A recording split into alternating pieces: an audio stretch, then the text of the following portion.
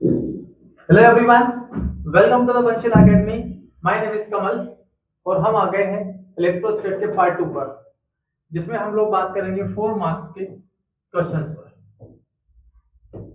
तो आज जितने भी हमारे 4 मार्क्स के क्वेश्चंस होंगे वो सारे हम आज के लेक्चर में कवर करने वाले हैं। ओके, इससे पहले हम लोग 2 और 3 मार्क्स के क्वेश्चंस को कवर कर चुके हैं।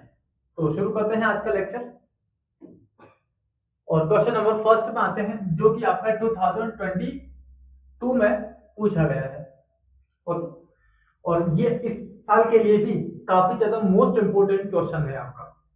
तो क्वेश्चन है, what is electric dipole. Electric dipole क्या चीज होता है ना? तो पहले तो आपको इसे डिफाइन करना है, इलेक्ट्रिक डायपोल क्या चीज है। तो बच्चों, हमने पिछली क्लास में पढ़ा है, या जब भी हम एक पॉजिटिव एक नेगेटिव मतलब दो इक्वल चार्ज होंगे, एक दूसरे के अपोजिट होंगे और इनको कुछ फिक्स डिस्टेंस पर हम अटैच कर देते हैं, तो ऐसा सिस्टम को हम बोलते हैं डायपोल। ओके, तो पहला क्वेश्चन हमारा यहीं से बनता है। तो देखो, हमने इसको डिफाइन किया है, an electric dipole is a system of two equal and opposite charges. दो इक्वल लेकिन एक दूसरे के ठीक ऑपोजिट, मैग्नीट्यूड में इनका वैल्यू सेम रहेगा, मैग्नीट्यूड में नो चेंज। एक अगर आपका प्लस क्यू चार्ज है तो दूसरा आपके पास माइनस क्यू चार्ज होगा, equal in magnitude opposite in sign. और अटैच कर दिए हैं हमने एक फिक्स डिस्टेंस पर, और ये डिस्टेंस हमारी होगी यहाँ से 2l, मतलब इनके बीच में एक सेंटर पॉइंट होगा O। यहाँ से ये वाला डिस्टेंस l है और यहाँ से ये वाला डिस्टेंस भी कितनी है, l है। l plus l equal to 12। तो इस तरह का जो सिस्टम है हमारा वो होगा इलेक्ट्रिक डायपोल। क्लियर है? ओके, आगे पूछता है आपसे, establish an expression for finding electric field intensity of N electric dipole for equatorial position. Equatorial position पर आपको इलेक्ट्रिक फील्ड बतानी है कितनी होगी। देखो, चार्ज इक्वल है, अपोजिट है, तो इनका नेट चार्ज तो जीरो है क्योंकि ये प्लस है, तो दूसरा उतना ही वैल्यू वाला है, और लेकिन नेगेटिव, तो नेट चार्ज तो कितना है, जीरो है। बट दोनों चार्ज के बीच में क्या है, एक पर्टिकुलर डिस्टेंस है, बट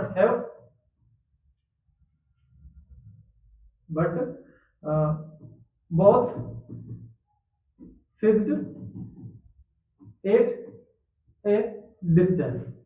अब दो चार्ज अगर कुछ दूरी पर रखे हो, एक दूसरे से कुछ दूर रखे हो, तो प्लस से इलेक्ट्रिक फील्ड लाइंस निकलती है और वो इलेक्ट्रिक फील्ड लाइंस कहाँ पहुंचती है, माइनस पर। तो इस तरह से ये इलेक्ट्रिक फील्ड यहाँ पर क्या हो जाती है, आपकी बन जाती है। ओके, तो इसी वजह से हम यहाँ किसी भी पॉइंट पर अगर जाएंगे तो हमें कुछ इलेक्ट्रिक फील्ड मिलती है। फील्ड है, नेट चार्ज जीरो है, लेकिन डिस्टेंस है, इस वजह से यहाँ पर क्या होती है, इलेक्ट्रिक फील्ड है। तो यहाँ तीन कंडीशन होती है इलेक्ट्रिक फील्ड को फाइंड करने की। नंबर वन, एक तो इनके एक्सिस से पास होकर जाने वाले किसी पॉइंट पर ले लो, यहाँ ले लो या यहाँ ले लो, यह कंडीशन कहलाती है एंड ऑन पोजीशन। जिस पॉइंट पर आपको इलेक्ट्रिक फील्ड फाइंड करनी है वो इनके एक्सिस पर प्रेजेंट हो तो।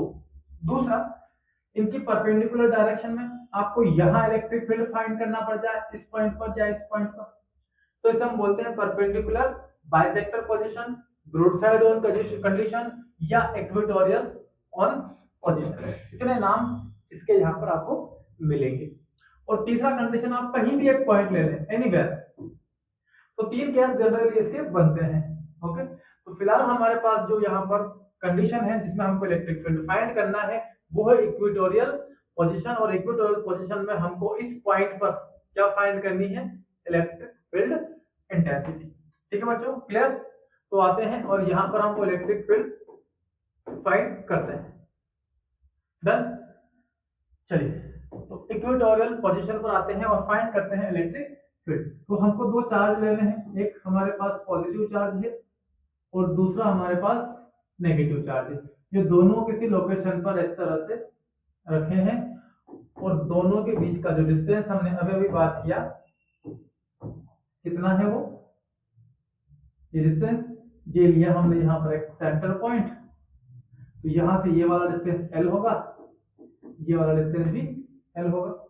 अब इसके परपेंडिकुलर बाइसेक्टर लेना है हमको, यहां से ठीक परपेंडिकुलर, ये एक पॉइंट है अपना P, और इस P पॉइंट पर ही अपने को इलेक्ट्रिक फील्ड इंटेंसिटी फाइंड करनी है। ठीक है, एक काम और कर लेना आप लोग कि क्योंकि इसके 2-3 क्वेश्चन कंटिन्यू आते हैं, इलेक्ट्रिक फील्ड के लिए भी पूछते हैं, पोटेंशियल के लिए भी पूछते हैं, और मैग्नेटिक फील्ड के लिए भी आते हैं।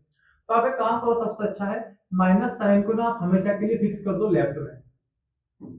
माइनस चार्ज कहाँ रहेगा, हमेशा लेफ्ट में, और प्लस का रहेगा राइट में, ताकि हमारा जो डायग्राम है वो बार बार कंफ्यूजन वाला ना रहे।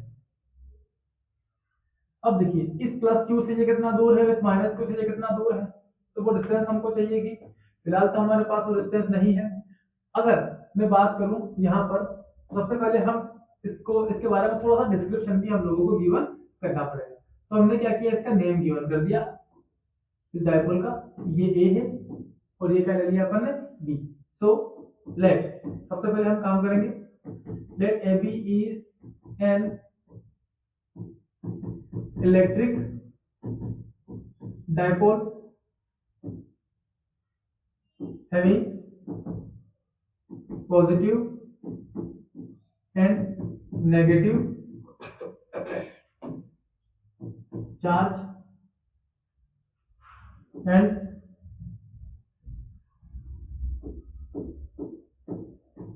both are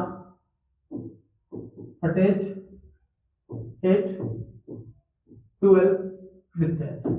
Okay, attention. अब क्या किया हमने, एक पॉइंट लिए, take a point on equatorial position. Okay,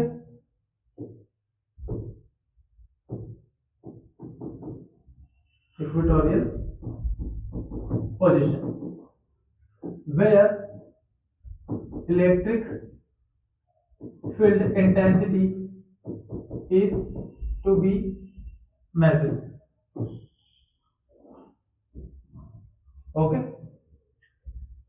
ये डिस्टेंस हमें मिलनी कितनी, r है, और इसी पॉइंट पर अपने को फील्ड फाइंड करनी, P पॉइंट पर वो फील्ड कितनी होना है।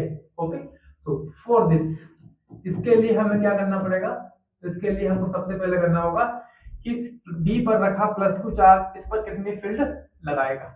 तो B पर रखा चार्ज इसको रिपेल करेगा, क्योंकि यहाँ पर एक इस P पॉइंट पर आपको एक टेस्ट चार्ज मिलेगा। हमने यहाँ क्या रखा है, एक टेस्ट चार्ज यहाँ कंसीडर किया है, पॉजिटिव है, तो इस पॉजिटिव से क्या होगा, रिपेल हो जाएगा इससे बनने वाली फील्ड की डायरेक्शन में। ओके, तो यहाँ जो फील्ड हमको मिली ई बी, ये इस पॉजिटिव चार्ज की वजह से है, जो इस टेस्ट चार्ज को यहाँ से रिपेल करके इस तरफ भेजती है। डन। तो यहां से यहां फील्ड कितनी होगी, तो वो इलेक्ट्रिक फील्ड होगी हमारी ई बी। ओके, अब कितनी होगी हम आगे देखते हैं थोड़ा सा, पहले हम नेगेटिव चार्ज की भी बात कर लेते हैं। तो प्लस ने तो क्या किया, इसको यहां से रिपेल किया, लेकिन जो माइनस चार्ज है वो इसको अपनी तरफ अट्रैक्ट करेगा। माइनस इस तरफ खींच रहा है और प्लस इसको क्या कर रहा है, यहां से रिपेल कर रहा है। अब ये पॉइंट जो है आपका इक्वेटोरियल पोजीशन पर है, ये एंगल थीटा है, ये एंगल भी थीटा है, और ये इक्विलैटरल ट्रायंगल बन जाता है। तो B से P तक का जो डिस्टेंस है वही A से P तक का डिस्टेंस भी यहाँ पर होगा। इस कंडीशन में जितनी फील्ड ये यहाँ से इधर इसको रिपेल करने के लिए लगा रहा है, उतनी ही ये इसको इधर खींचने के लिए लगा रहा है। ओके, दोनों ही फील्ड सेम डिस्टेंस पर है, इस प्लस Q चार्ज की वजह से भी, माइनस Q चार्ज की वजह से भी डिस्टेंस सेम है। तो इलेक्ट्रिक फील्ड का जो फॉर्मूला हमको मालूम है वो कहता है कि इलेक्ट्रिक फील्ड दोनों चार्ज की वजह से जो इस पर लगेगी वो होगी 1 बाय, या हम सीधा सीधा 1/4 बाय एप्सिलॉन नॉट की जगह पर k का इस्तेमाल करते हैं, k into Q divided by distance B से P तक का या A से P तक का। ओके, अब वो होगा हमारा कितना हो जाएगा डिस्टेंस, या तो हम इसको BP लिख लें या AP लिख लें, तो हमने इसको लिख लिया BP। ओके, दोनों फील्ड सेम है इसलिए हम ऐसा कर रहे हैं यहाँ पर। अब ये BP कितना है, तो ये L है, ये R है, तो ये राइट एंगल ट्रायंगल है, क्योंकि ये एंगल 90 डिग्री है। ये वाला जो साइड है ये हो जाएगा आपका R² प्लस L²। तो BP या AP दोनों ही डिस्टेंस हमारी हो जाएगी K Q divided by root of R square plus L square. ठीक है, चार्ज में हमने पॉजिटिव लिया है क्योंकि जो टेस्ट चार्ज है ये फील्ड की एक ही डायरेक्शन में जाएगा। यहाँ पर फील्ड आपकी एक ही डायरेक्शन में है, प्लस से निकलती है और वो माइनस की तरफ पहुंचती है। तो इस तरह से इलेक्ट्रिक फील्ड यहाँ पर हमें मिल रही है। ओके, दोनों का अमाउंट सेम है, इसको हमने बना लिया इक्वेशन नंबर फर्स्ट। ये डिस्टेंस भी कितना है, आर का स्क्वायर प्लस एल का स्क्वायर। अब ये पॉजिटिव इसको यहां से रिपेल कर रहा है और ये नेगेटिव इसको अपनी तरफ अट्रैक्ट कर रहा है, तो इनका रिजल्ट क्या होगा? ओके, वो रिजल्ट हम लोगों को कैलकुलेट यहां से करना पड़ेगा। तो सबसे पहले हम वो कंपोनेंट्स बनाते हैं जो इस पॉइंट पर रिजल्टेंट फील्ड बनाएंगे। चलिए, तो यहां से ये फील्ड इधर जा रही है, तो इसके पास दो कंपोनेंट होंगे, एक वर्टिकली अपवर्ड और दूसरा हॉरिजॉन्टल डायरेक्शन में। ये ईबी फील्ड हमारा यहाँ पर दो डायरेक्शन में वर्क कर रहा है। ये एंगल थीटा है, तो ये एंगल भी आपका क्या हो जाएगा, थीटा। क्योंकि दो पैरेलल लाइन को ये वाली लाइन अगर कट करेगी, ये अगर एंगल थीटा है तो ये एंगल थीटा है, और अपोजिट एंगल की प्रॉपर्टी लगाएंगे आप तो ये एंगल भी क्या होगा, थीटा आप लोगों को मिल जाएगा। इस तरह से ये एंगल थीटा है, ये भी क्या हो गया आपका थीटा, थीटा थीटा। अब बताएं जरा मुझे, ईबी के कंपोनेंट, दो कंपोनेंट बनेंगे, एक कंपोनेंट वर्टिकल डायरेक्शन का और एक कंपोनेंट इसका हॉरिजॉन्टल डायरेक्शन का। ये ध्यान रहे, डायग्राम बनाते समय बिल्कुल ध्यान रखें कि प्लस रिपेल करेगा तो ये इस तरफ जाएंगे। अगर आपका प्लस गलती से इस तरफ है तो ये दोनों इस तरफ चले जाएंगे। ठीक है, इसका ध्यान रखना डायग्राम बनाते समय। गलती से भी प्लस की तरफ ये दोनों एरो जाना ही नहीं चाहिए, क्योंकि प्लस तो क्या कर रहा है, रिपेल कर रहा है, और माइनस अपनी तरफ खींच रहा है। ये दोनों क्या हो गए, एंगल आपके थीटा हो गए। तो थीटा के साथ बनने वाली कंपोनेंट होती है हमारी कॉस थीटा, और थीटा के अपोजिट जो कंपोनेंट हमको मिलेगी वो मिलेगी साइन थीटा। एक कॉस है तो इसके परपेंडिकुलर, दूसरा आपका क्या होगा, साइन थीटा। ये दो कंपोनेंट यहाँ बन चुके हैं ईबी के। अब माइनस क्यू चार्ज इसको अपनी तरफ खींच रहा है, तो यहाँ ये वाली इलेक्ट्रिक फील्ड कौन सी है, ई ए है, इस तरफ खींच रहा है, तो इस तरफ तो वो नहीं आएगा, तो जाएगा कहां पर, रिजल्ट की डायरेक्शन में। तो इस ई ए के भी दो कंपोनेंट आपको बनाने पड़ेंगे। ये एंगल अगर आपका थीटा है, ये भी क्या होगा, थीटा, और थीटा के साथ वाला ये कंपोनेंट हो गया आपका ई ए कॉस थीटा, और दूसरा वर्टिकली डाउनवर्ड ये हो गया आपका ई ए साइन थीटा। अब देखिए, ई ए ईबी ने अपना काम कर दिया है।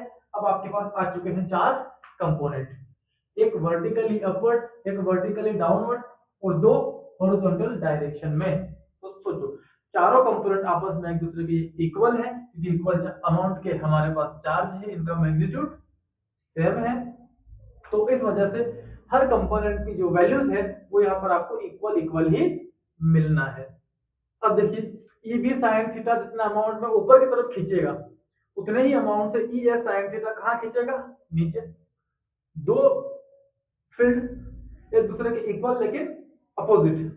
ओके, और जब अपोजिट और इक्वल फील्ड कहीं काम करती है तो इन दोनों का जो नेट इफेक्ट है वो यहाँ पर आपका जीरो हो जाता है। So now E A sine theta and E B sine theta both are equal, but opposite, so they are cancel each other.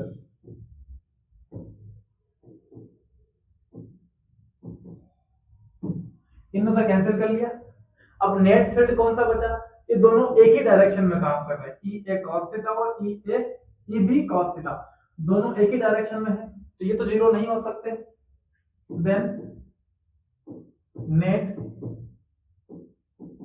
electric field at P, E is equal to EA cos theta plus EB cos theta, but EA EB दोनों equal है, तो हम इसको plus कर ले। इसको अगर हम EA बना लेते हैं तो ये EA cos थीटा और ये भी EA cos थीटा, तो क्या हो जाएगा ये 2EA cos थीटा। क्यों है ऐसा? क्योंकि मैग्नीट्यूड में दोनों फील्ड एक दूसरे के इक्वल हैं, इसीलिए इनको आप EB की जगह EA लिख सकते हैं। तो ये होगा 2EA cos थीटा। अब आपके पास जो नेट इलेक्ट्रिक फील्ड है 2 इंटू EA, ये वाली वैल्यू यहां से रख दें, KQ डिवाइड बाय R का स्क्वायर प्लस L का square into cos theta. cos theta आपको यहां से मिलेगा, कोस में आता है बेस अपॉन हाइपोटेनस। ओके, तो ये बेस कौन है? L, और हाइपोटेनस कौन है आपका? R square plus L square. तो cos थीटा की जो वैल्यू रखेंगे हम L बाय under root of R square plus L square. Done, ये हो चुका है। इसको सॉल्व करते हैं। तो यहाँ पर देखिए आप k को तो बाहर रख ले, q इंटू 12 दिख रहा है आपको, q इंटू 12, ये मिलकर क्या बनेंगे? Dipole moment. ओके, चलिए तो डायपोल मोमेंट बनाते हैं हम। ये इलेक्ट्रिक फील्ड है नेट आपका EA, E is equal to k तो अपनी जगह रह गया, q और 2l को हमने साथ लिख लिया, और डिवाइड बचा है हमारे पास under root of R square plus L square. अच्छा, एक गलती हमारे से यहाँ हुई है थोड़ी सी, और वो ये है कि ये BP द होल स्क्वायर का फॉर्मूला है, तो यहाँ रूट नहीं आएगा, है ना, ये रूट नहीं आएगा, ये हो जाएगा R square plus L square. तो यहाँ भी रूट नहीं आना है, R square plus L square, ये रूट नहीं आएगा इसमें, क्योंकि यहाँ पर ऑलरेडी स्क्वायर में फॉर्मूला है। तो आप सीधा सीधा यहाँ पर R square plus L square लेकर चले। ओके, अब देखिए ये R square plus L square power 1 है, ये R square plus L square root में है, तो पावर हाफ है। 1 और हाफ को जोड़ देंगे कितना हो जाएगा? 3/2। ये जो R square plus L square है, इसकी पावर हो गई यहाँ पर 3/2। ओके, अब Q इंटू 12 ये हो जाएगा आपका P divide by R square plus L square the whole power 3/2। But या सिंस ले लेते हैं, सिंस। अब देखो होगा यूं कि डायपोल क्या है? बहुत छोटा सा एलिमेंट, बहुत छोटा सा क्या है हमारा सिस्टम है। इस छोटे से सिस्टम के अंदर अगर हम बात कर रहे हैं एक प्लस क्यू चार्ज, एक माइनस क्यू चार्ज कहीं पर रखे हैं, ये डिस्टेंस बहुत ज्यादा माइनर है, और इसका भी हमने क्या कर लिया? सिर्फ डिस्टेंस कौन सा लिया? L, तो 2L का और हाफ हो गया। ये L जो लेंथ आपकी दिख रही है is very very very less than क्या हो गई? R, क्योंकि जो पॉइंट हमारा P यहाँ पर है, इस R की कंपैरिजन में ये बहुत ही छोटा डिस्टेंस होगा। देयरफॉर अब हम क्या करेंगे? ऐसे छोटे छोटे क्वांटिटीज को हम नेग्लेक्ट कर देते हैं। सो L स्क्वायर इज नेग्लिजिबल, हटा दें इसको, तो L स्क्वायर तो यहाँ से हट गया।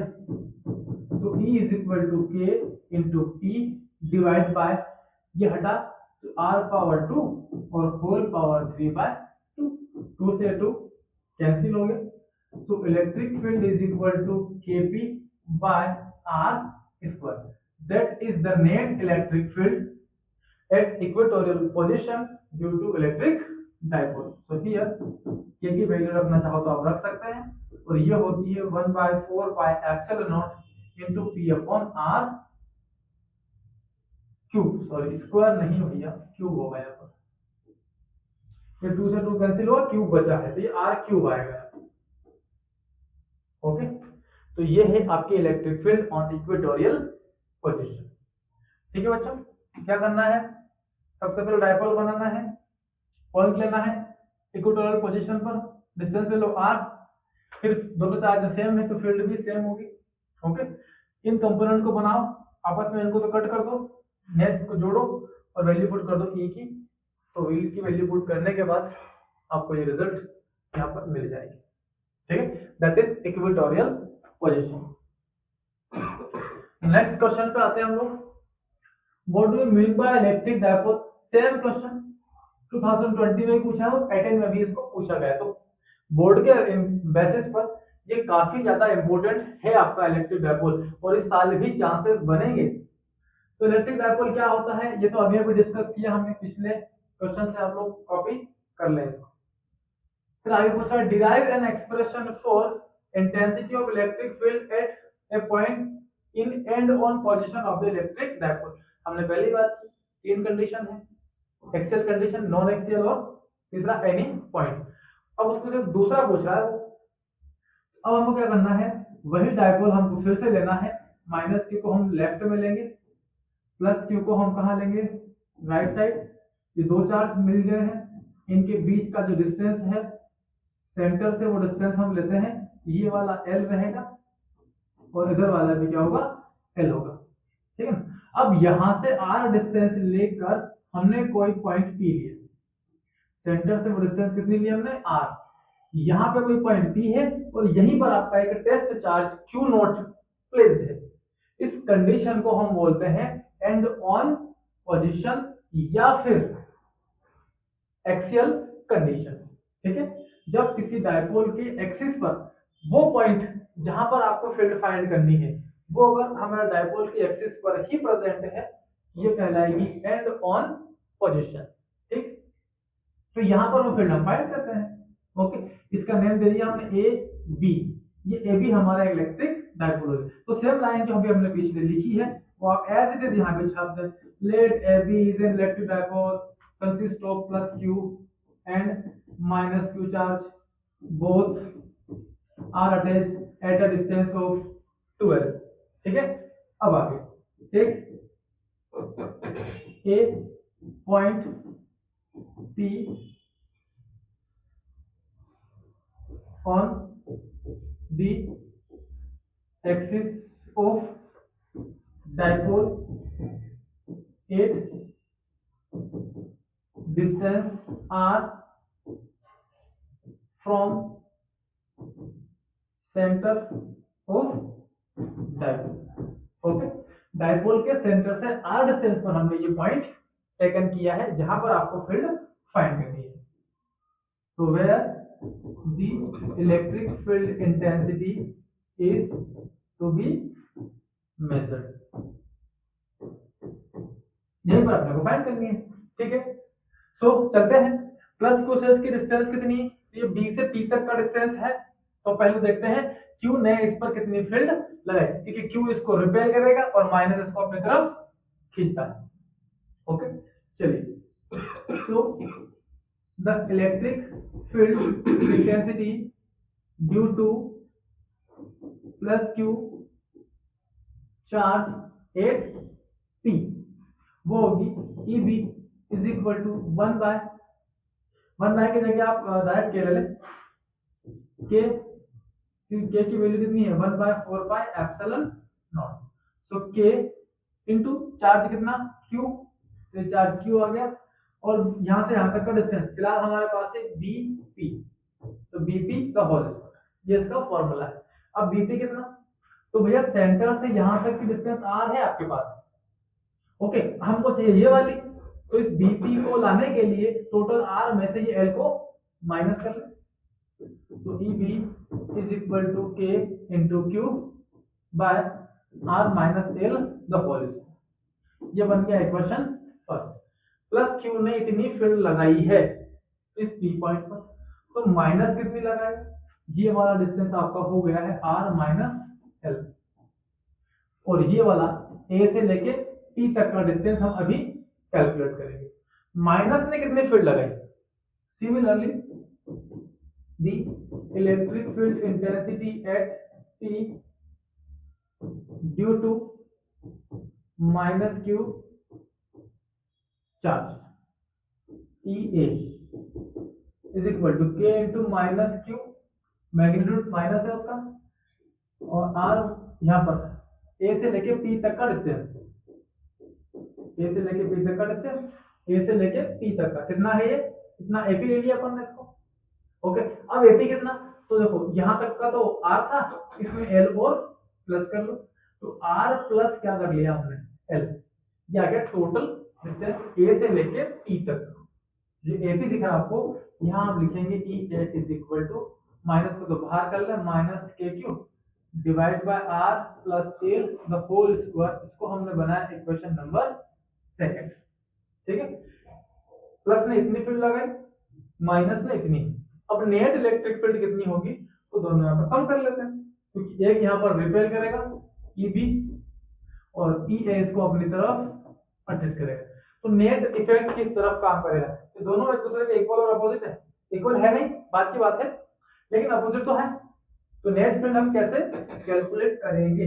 यहाँ पर मैग्नीट्यूड इक्वल नहीं होगा क्योंकि दोनों चार्ज की इस P से डिस्टेंस डिफरेंट है। ओके, तो इक्वल अमाउंट में तो ए बी हो ही नहीं सकती। चलिए, तो net electric field eight P वो होगा E इज इक्वल टू ई ए में प्लस कर लो किसको, ई बी को। तो E इज इक्वल टू ये है minus K Q divide by R plus L the whole square plus ये है K Q by R minus L the whole square. दोनों फील्ड हमने यहां से ले ली है, ठीक है। ये का माइनस में ये वाला वैल्यू और इसका प्लस में आ चुके हैं। कॉमन ले सकते हैं तो कॉमन ले लीजिए। कॉमन आ रहा है यहाँ पर के और क्यू। पॉजिटिव वाले को मैं आगे लिख रहा हूँ, ये पॉजिटिव वैल्यू है, इसको आगे लिख लिया मैंने R minus L the whole square और इसको पीछे लिखिए R plus L the whole square. देखो क्या हुआ, के क्यू दोनों में था, कॉमन निकाल लिया। कॉमन निकाल लिया, ऊपर कुछ नहीं बचा तो 1 1 तो बचेगा। डिवाइड में तो एज इट इज वैल्यू रखिए, ये माइनस का था इसलिए पीछे लिख लिया और ये वाली वैल्यू प्लस की थी इसलिए इसको आगे ले लिया। कर लो क्रॉस मल्टीप्लाई, तो के क्यू डिवाइड बाय देखो ए माइनस बी ए प्लस बी, ये तो हो गया ए का स्क्वायर माइनस बी का स्क्वायर और होल स्क्वायर अपनी जगह पर। इसका मल्टीप्लाई इसमें और इसका मल्टीप्लाई इसमें। साथ ही A plus B the whole square का फॉर्मूला भी अप्लाई करते हैं। ये A square plus B square plus 2ab और ये माइनस साइन है, यहाँ फॉर्मूला जैसे लगाओगे ये माइनस भी अंदर जाएगा तो ए का स्क्वायर प्लस का आएगा, लेकिन इस माइनस में से माइनस कर दिया, फिर प्लस बी स्क्वायर, लेकिन ये माइनस फिर से माइनस करेगा एल स्क्वायर, अब आएगा माइनस 2ab, लेकिन ये वाला माइनस उस माइनस को प्लस कर देगा तो यहाँ होगा 2rl प्लस का। ओके, हमने क्रॉस मल्टीप्लाई किया है, ब्रैकेट भी ओपन की है और इस माइनस साइन को अंदर भी भेज दिया है। इतना काम हम कर चुके हैं इसमें। देखो आर स्क्वायर कैंसिल हो गए, एल स्क्वायर से एल स्क्वायर कैंसिल हो गया, बचा क्या आपके पास 2rl टोटल कितना हो गया। तो electric field is equal to K into Q into 4rl divide by r का स्क्वायर माइनस l का स्क्वायर द होल स्क्वायर, ये बच रहा है। अब इसको हम 2r 2l में अलग अलग तोड़ रहे हैं, तो 2r को मैं k के साथ लिख रहा हूँ।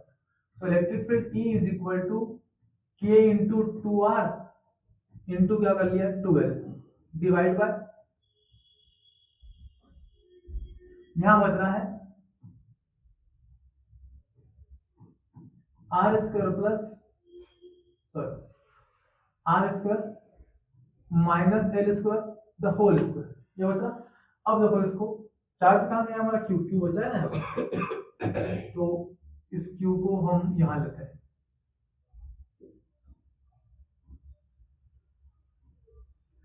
यहां से k इंटू 2r को separate into q into 2l एक साथ कर लिया हमने।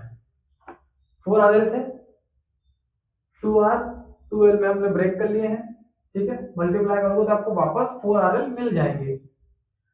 अब देखो यहाँ पर ये q इंटू 2l, इसको आप क्या लिख सकते हैं, डाइपोल मोमेंट p। तो electric field is equal to k into 2r into हम कर सकते हैं इसको डाइपोल मोमेंट p और divide by r square plus minus L square the whole square. अभी बात की थी हमने, सिंस डाइपोल बहुत छोटा हो l is less than r होगा, therefore l square is negligible.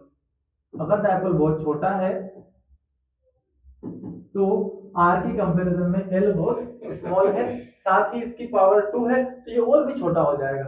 ऐसे छोटे छोटे चीजों को हम नेग्लेक्ट कर देते हैं, l स्क्वायर तो उड़ गया। तो electric field is equal to k into 2r into p divide by r square the whole square. Square का भी क्या हो गया स्क्वायर, तो पावर हो गई इसकी 4, ठीक है। अब 1 टाइम r ऊपर है 4 टाइम नीचे है तो 1 टाइम तो कैंसिल। तो electric field is equal to हमको मिलती है 2kp divide by r power 3। ये है एक्सियल या एंड ऑन पोजीशन की इलेक्ट्रिक फील्ड इंटेंसिटी। तो हमको जो ब्रॉड साइड की फील्ड मिली थी वो थी हमारी kp बाय r क्यूब, और जो एक्सियल कंडीशन की मिल रही है वो है 2kp by r cube. It means जो एक्सियल इलेक्ट्रिक फील्ड है वो 2 टाइम्स ऑफ क्या होगी, ब्रॉड साइड ऑन पोजीशन, ठीक दुगना। ब्रॉड साइड पोजीशन की दुगना इलेक्ट्रिक फील्ड होती है एक्सियल कंडीशन में। क्लियर? ये नोट आप अलग से याद रखें, ये कहीं आपके ऑब्जेक्टिव्स में आपकी हेल्प कर सकता है। चलिए नेक्स्ट क्वेश्चन पर चलिए। तो क्लियर है आपको एक्सियल कंडीशन या एंड ऑन पोजीशन, और यही आपको लिखने हैं इसके अंदर।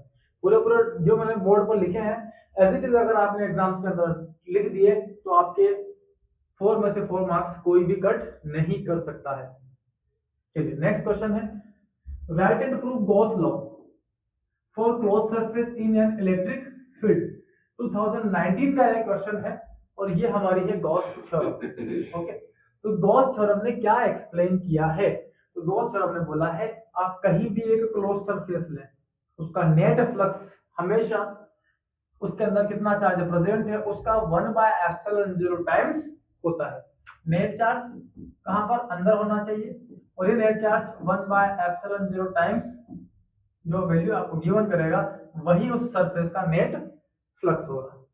तो स्टेटमेंट देखिए इसका, the total electric flux pass through any close surface is equal to 1/ε0 times to the net charge present inside the close surface. किसी भी तरह की क्लोज सरफेस होगी उसका नेट फ्लक्स हमेशा जितना चार्ज अंदर प्रेजेंट है उसका 1/ε0 टाइम्स हमको मिलेगा। That is Gauss law. Okay, और अब करते हैं इसको हम प्रूफ कि ऐसा ही हमको मिलता है। Net electric flux 5। क्लियर है? चलिए तो आते हैं इसके प्रूफ पर।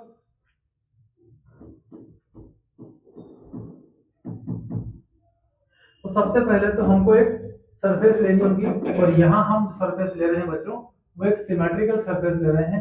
आप भी सरफेस सिमेट्रिकल ही लेकर चलें जिससे आपको बाद में प्रॉब्लम्स ना हो। होता क्या है कि आप नॉन सिमेट्रिकल लेंगे और उसमें कुछ चीजें आपको सीधा सीधा याद रखनी पड़ेगी, तो इससे बेहतर है आप सिमेट्रिकल सरफेस ही टेकन करें। यहां हमने एक स्फीयर लिया है पूरा एक फुटबॉल की तरह, तो हमारे पास ये एक स्फीयर है एस। ओके, चलिए अब इसके सेंटर पर हमने एक पॉजिटिव पॉइंट चार्ज यहाँ रख दिया है, और इस सरफेस से इस पॉइंट की हमने रेडियस मान ली है, कितनी है वो आर है। ओके, चलिए सबसे पहले इसके बारे में लिखेंगे हम, let a spherical surface of surface area 4πr square. ठीक है, here r is radius of surface, radius of sphere. Okay, now take plus q charge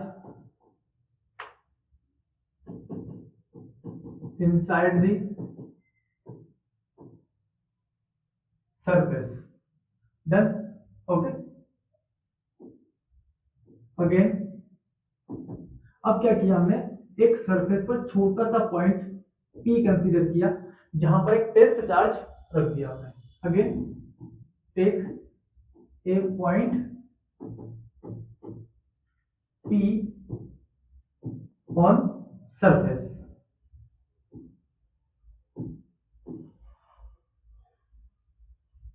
of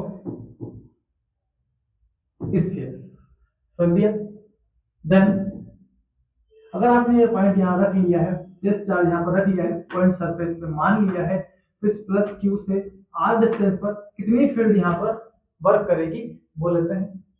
then electric field at point P, वो field होगी बच्चों आपकी E is equal to K into Q upon R square. और यहाँ पर के की value हम पुट करते हैं क्योंकि हमको आगे इसकी नीड लगेगी। और ये है 1/4 pi epsilon not into Q upon R square. इसको बनाओ इक्वेशन फर्स्ट, ठीक है। अब ये ऐसे हमारी स्फेरिकल सरफेस है, इस सरफेस के किसी भी पॉइंट पर जाओगे आप, आर सब जगह सेम है, तो इलेक्ट्रिक फील्ड आपको हर जगह इतनी मिलेगी। यही सिमेट्रिकल की बेसिक प्रॉपर्टी होती है, हर पॉइंट पर field same. Okay, now this whole surface, ये पूरा सरफेस हमारा है, इज डिवाइडेड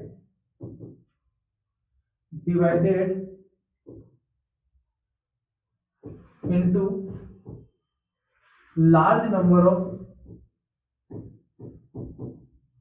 small surface। क्या किया हमने इसको, बहुत सारे large number of small surfaces में हमने पूरे सरफेस को डिवाइड कर लिया है, ठीक है। तो अब स्मॉल सरफेस से फ्लक्स पास होगा, वो फ्लक्स कितना, फ्लक्स का मतलब number of electric field lines जो इस सरफेस से निकलकर बाहर जा रही है। तो इस P के चारों तरफ एक छोटा सा सरफेस हमारा कौन सा हो गया, वो हो गया DA, स्मॉल सरफेस। ओके, तो इस स्मॉल सरफेस से कितना फ्लक्स निकलकर यहां से जाएगा, then small flux passing through area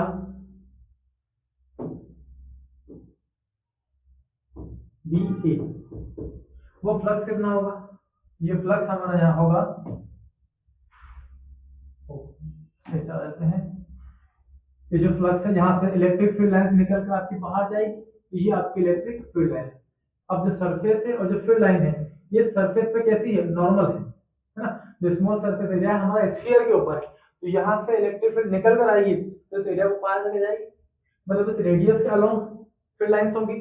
तो इस सरफेस पर ये रेडियस कैसी है, नॉर्मल, तो इलेक्ट्रिक फील्ड और एरिया वेक्टर के बीच का एंगल भी कितना है, 90 डिग्री। तो फ्लक्स देखते हैं कितना, तो छोटा सा एरिया है, छोटा सा फ्लक्स पास होकर जाएगा, वो होगा E डॉट डी, डॉट को हटा के लाते हैं हम इसका स्केलर फॉर्म, तो ये हो जाएगा E dA cos theta. But अभी बोला अपन ने जो थीटा हमारा है इस एंगल किसके बीच, E एंड DA के बीच का है। जिन दो चीजों से थीटा आया है उन्हीं के बीच का ये एंगल है, और वो यहाँ पर कितना है, 0 डिग्री। ओके, अब सरफेस पर नॉर्मल थी कौन, फील्ड लाइंस, लेकिन सरफेस पे जब हम एरिया वेक्टर बनाएंगे तो जो एरिया वेक्टर हमारा यहाँ पर है, ये एरिया वेक्टर DA इधर है, और इसी डायरेक्शन में क्या है आपकी फील्ड लाइंस, दोनों पैरेलल। क्यों है ऐसा, तो ये इलेक्ट्रिक फील्ड और एरिया वेक्टर दोनों एक दूसरे के पैरेलल है, और पैरेलल होने से ये एंगल थीटा इक्वल टू 0 हो गया, यहाँ 0 पुट करना है। तो d phi is equal to E dot DA cos 0, तो cos 0 तो 1 हो गया, d phi इक्वल टू हमें मिला E dA, और E की वैल्यू अभी हमने इक्वेशन फर्स्ट में यहां पर बनाई है, ये वैल्यू हम कहां पुट करते हैं, यहां रख देते हैं। So d phi equal to 1/4 pi epsilon not into q upon r square dA। ये आ गया है स्मॉल फ्लक्स उस छोटी सी सरफेस का, कौन सी वाली, जो हमने सरफेस पर कंसीडर किया। इसके चारों तरफ इससे होकर जाने वाला जो फ्लक्स है वो हमें मिल चुका है। अब ऐसी छोटे छोटे सरफेसेस पूरे स्फीयर के ऊपर होगी, तो सभी फ्लक्स को हम क्या कर ले, ऐड, तो नेट फ्लक्स अपने को मिल जाएगा। और नेट फ्लक्स जो हम फाइंड करेंगे, नेट फ्लक्स पासिंग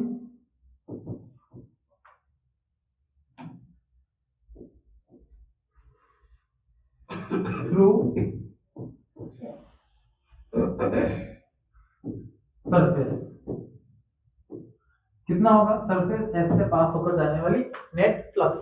तो इसके लिए हमको इन सभी छोटे छोटे फ्लक्स को ऐड करना पड़ेगा, और फिजिक्स में ऐड करने का तरीका हम जानते हैं इंटीग्रेशन इस क्लोज सरफेस का। तो integration of close surface 1/4 pi epsilon not into q upon r square into d। अब देखिए स्फीयर हमने एक बार रेडियस फिक्स कर दिया, तो रेडियस कांस्टेंट, अंदर रखा हुआ चार्ज कांस्टेंट, और ये सब भी क्या है, कांस्टेंट्स। तो सारे कांस्टेंट्स हम इंटीग्रेशन के क्या कर लेंगे, बाहर। तो यहां से q upon 4 pi epsilon naught r square तो बाहर चले गए, इंटीग्रेशन के अंदर बचेगा इंटीग्रेशन d। इस तरफ क्या हुआ, इंटीग्रेशन डिफरेंशियल में कोई बीच में है नहीं, कैंसिल आउट, ये नेट फ्लक्स 5। मतलब छोटे छोटे फ्लक्स को जब ऐड करोगे तो होल फ्लक्स आपको मिल जाएगा। Flux phi is equal to q upon 4 pi epsilon naught r square. अब इसको देखो, ऐसे छोटे छोटे एरियाज को अगर आप ऐड कर देंगे तो नेट एरिया मिलेगा हमारी होल सरफेस का। छोटे छोटे सरफेस एरिया आप ऐड कर दो तो नेट एरिया ऑफ सरफेस मिलेगा, और वो नेट एरिया ऑफ सरफेस अभी बात की हमने कितना लिया था, 4 pi r square area of sphere. अब 4 पाई से 4 पाई कैंसिल, और r स्क्वायर से r स्क्वायर कैंसिल। जो फ्लक्स हमको मिला phi equal to q by epsilon naught, this is net flux. So q inside, q कौन सा चार्ज है, अंदर वाला charge. So phi is equal to q inside divide by epsilon naught, या फिर phi equal to 1 by epsilon 0 into q inside. ये ले लो, एक ही बात। दिस इज गॉस थ्योरम, और यही नेट फ्लक्स होता है किसी भी क्लोज सरफेस के लिए। क्लियर है? तो बहुत ही इंपॉर्टेंट क्वेश्चन है आपका ये 2026 में। ये आपसे लगभग 90-95% चांसेस है ये क्वेश्चन बहुत थ्योरम आने वाला है इस साल के लिए। तो उसको अच्छे से रीड कर लें जैसा मैंने लिखा है। ऐसा नहीं कि लैंग्वेज आप अपने हिसाब से लिख सकते हैं, मगर इसको प्रॉपर वे में ही आप लोग लिखें तो ही मजा आएगा गॉस थ्योरम। चलिए next, derive the expression for the capacity of parallel plate capacitor and write any two factor। अब ये पैरेलल प्लेट कैपेसिटर है भैया, है ना। तो कैपेसिटर आप लोगों ने पढ़े होंगे, और देखिए कितना इंपॉर्टेंट क्वेश्चन है। 25 में पूछा है, 22 में पूछा है, 18 में भी आपसे ये क्वेश्चन पूछा है। इतना ज्यादा इंपॉर्टेंट ये क्वेश्चन है। खैर 2025 में पूछ लिया है तो चांसेस थोड़े से कम हो जाते हैं, लेकिन रिपीट भी क्वेश्चंस थोड़े बहुत हो सकते हैं। ऐसे क्वेश्चंस को तो छोड़ना ही नहीं हम लोग। सबसे पहले बनाते हैं हम लोग पैरेलल प्लेट कैपेसिटर। पढ़े हो आपने पैरेलल प्लेट कैपेसिटर? अगर आपने नहीं भी पढ़े हैं तो आप हमारे प्रीवियस लेक्चर पर जाकर पैरेलल प्लेट कैपेसिटर और उसकी सारी थ्योरीज को अच्छे से रीड कर सकते हैं। तो ये रही अपने पास दो पैरेलल प्लेट, एक को हम पॉजिटिव चार्ज गिवन करेंगे, दूसरी पर चार्ज क्या होगा, यहाँ पर इंड्यूस हो जाएगा। ओके, तो इस तरह से हमने चार्ज इसको गिवन किया, और यहाँ पर इस पॉजिटिवनेस पर क्या कर लिया, नेगेटिव चार्ज इंड्यूस किया। ये प्लेट ए है, ये प्लेट बी है, और इन दोनों के बीच प्लस से माइनस ऐसी एक इलेक्ट्रिक फील्ड यहाँ से बन जाती है। ओके, दोनों प्लेटों के बीच का डिस्टेंस भी हम ले लेते हैं, वो है यहाँ पर d। सो सबसे पहले let A B is A and B ले लेते हैं। Let A and B are two metallic plates fixed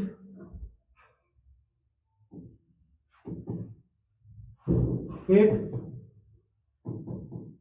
distance d। Clear है? ठीक है, दोनों को हमने डिस्टेंस d पर फिक्स कर दिया है। दोनों का एरिया है having area of plates B capital A, then surface charge density,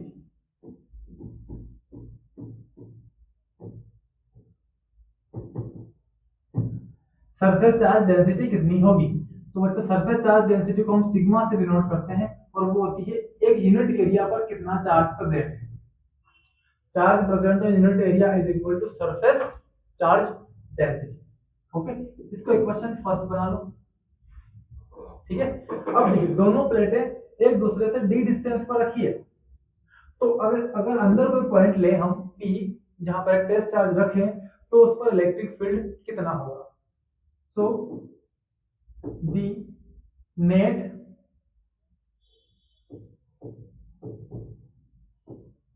electric field intensity inside the plates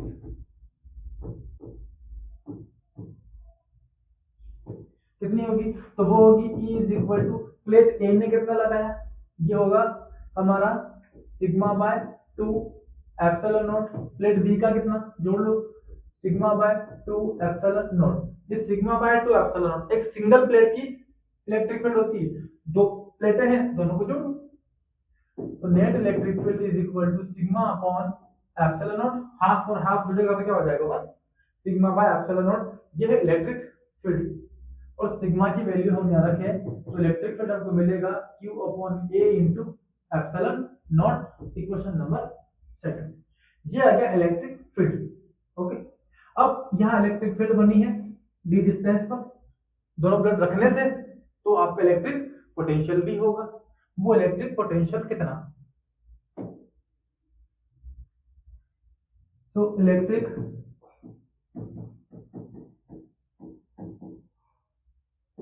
potential between the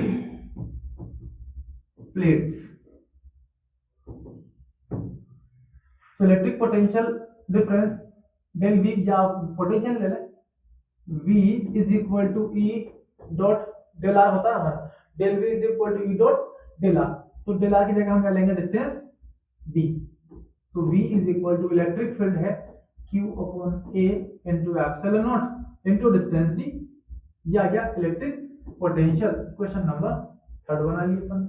potential आ गया है तो कैपेसिटेंस का फॉर्मूला याद करो आप। सो नाउ या if C be the capacitance of A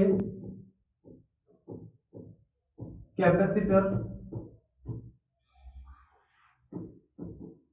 then C is equal to formula कहता है Q अपॉन V, कर लो आप कैपेसिटेंस को फाइंड करने के लिए, ये Q और बाय V, V मतलब ये ना value Q into D divide by A into epsilon naught, Q से Q cancel, A epsilon naught जाएंगे ऊपर, तो C is equal to A into epsilon naught divided by V, this is the net capacitance for the parallel plate capacitor. Okay, तो ये है इसका formula derivation. अब factors की बात करते हैं, तो कौन कौन से फैक्टर पर डिपेंड करेगा फैक्टर्स? तो फैक्टर नंबर फर्स्ट है एरिया ऑफ प्लेट। अगर आप प्लेट का एरिया बढ़ा लेंगे तो कैपेसिटेंस बढ़ जाएगा। Number 2 distance between the plates, अगर आप डिस्टेंस बढ़ाएंगे तो डायरेक्ट प्रोपोर्शनेट है, सी एरिया से डायरेक्ट प्रोपोर्शनेट, मतलब प्लेट जितनी बड़ी होगी उतना कैपेसिटेंस ज्यादा होगा, लेकिन डिस्टेंस के इनवर्स है, तो अगर डिस्टेंस कम होगा तो कैपेसिटेंस हाई होगा और डिस्टेंस बढ़ेगा तो कैपेसिटेंस लो हो जाएगा। और तीसरा फैक्टर यहाँ पर वो है epsilon naught, permittivity of medium, permittivity of medium. इन तीन फैक्टर के ऊपर हमारा कैपेसिटेंस डिपेंड करता है, ये कम ज्यादा होंगे तो आपका कैपेसिटेंस भी कम ज्यादा यहाँ पर हो सकता है। ये था पैरेलल प्लेट कैपेसिटर का कैपेसिटेंस, उसका पूरा कंप्लीट डेरिवेशन। इतना लिख देंगे तो आपको 4 मार्क्स, फुल में से फुल मार्क्स लाने से कोई नहीं रोक सकता है। चलिए नेक्स्ट हम आते हैं, derive expression for the capacity of parallel plate capacitor if dielectric medium is field between the plates. देखो जब पैरेलल प्लेट वो नहीं पूछता है तो आपसे डाइलेक्ट्रिक मीडियम वाला पूछता है ना, how it's capacitance be affected. ठीक है, तो ये क्वेश्चन आपका क्या है, सेम पैरेलल प्लेट कैपेसिटर ही है, लेकिन इस समय दोनों प्लेटों के बीच कुछ ना कुछ डाइलेक्ट्रिक मीडियम हमें फील करना पड़ेगा। ये हमारी दो प्लेटें हैं, याद हो आप लोगों को, तो डाइलेक्ट्रिक के बारे में हमने पूरा एक लेक्चर स्टडी किया है। डाइलेक्ट्रिक रख देने से एक उल्टा यहाँ पे इलेक्ट्रिक फील्ड बन जाता है जो आपकी एक्सटर्नल इलेक्ट्रिक फील्ड को कम कर देता है, और वो यहाँ पर इलेक्ट्रिक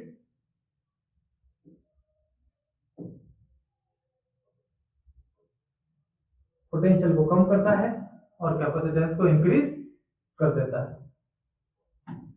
डन है। तो दो प्लेटें हैं अपने पास ए और बी। अब इसको हम चार्ज देंगे प्लस, ठीक है ना, तो इस पर इंड्यूस होता था। ये था आपका पैरेलल प्लेट। अब हमने क्या किया है, इन्हीं पैरेलल प्लेट के बीच एक डाइलेक्ट्रिक मीडियम टी थिकनेस का यहाँ पर फील कर दिया। ये डाइलेक्ट्रिक के है जिसकी थिकनेस आपके पास टी, प्लेटों के बीच का डिस्टेंस अभी भी कितना रखा अपन डी, तो इसके डाल देने से क्या होगा, ये प्लस, देखो ये प्लस इसके माइनस को अपनी तरफ खींचेगा और प्लस को रिपेल करके यहां भेजेगा, तो प्लस से माइनस एक उल्टा इलेक्ट्रिक फील्ड यहां बनेगा। जो आपकी एक्सटर्नल इलेक्ट्रिक फील्ड है उसमें से इस फील्ड को आपको माइनस करना पड़ेगा, ये इंड्यूस है, ये है आपकी नेट इलेक्ट्रिक फील्ड। तो नेट इलेक्ट्रिक फील्ड आपकी जो मिलेगी वो कम हो जाएगी पहले की तुलना में।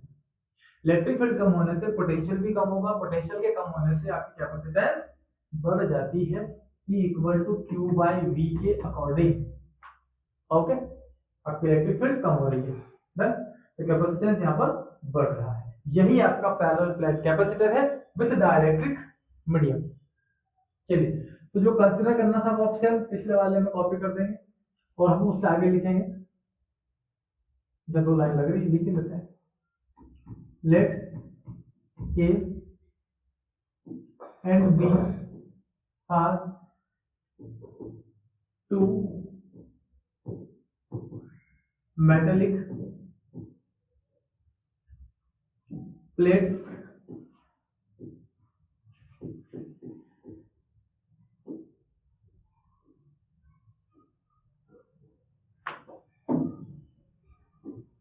fixed at distance d। Okay, D distance पर एक फिक्स है, ओके, और क्या है दोनों, both are parallel to each other.